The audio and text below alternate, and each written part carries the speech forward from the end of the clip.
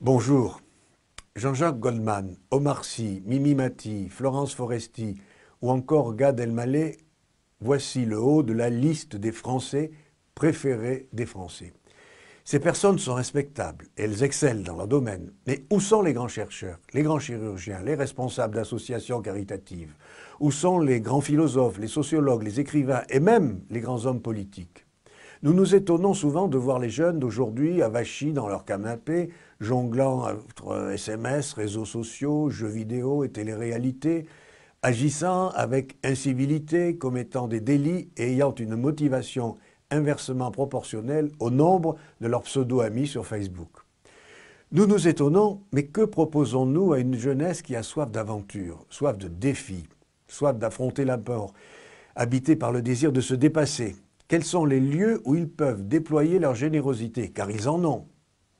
Quel champ d'aventure leur reste-t-il dans une société où tout est prépensé, planifié, codifié, quadrillé, assuré, sécurisé?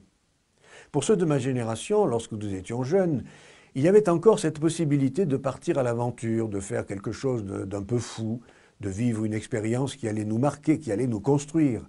Les voyages en stop, le service militaire, le fait de faire de grandes choses avec peu de moyens, que sais-je encore. Aujourd'hui, les jeunes sont comme dans un cercle vicieux. Malgré leurs études, ils ne trouvent pas de travail. Et s'ils en trouvent, c'est trop souvent dans une branche qui ne correspond pas à ce qu'ils ont étudié. Sans emploi ou dans une situation précaire, comment peuvent-ils avoir des projets, des rêves, voir l'avenir avec enthousiasme?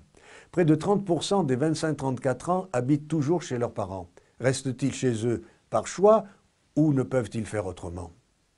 Il y a un groupe qui fait actuellement fureur parmi les jeunes, Fauve.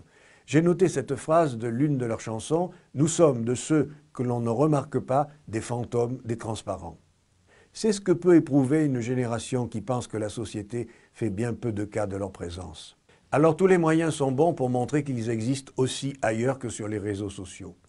Car pourquoi croyez-vous qu'ils s'affichent ainsi sur ces réseaux, sinon pour exprimer leur besoin d'être reconnus comme existants?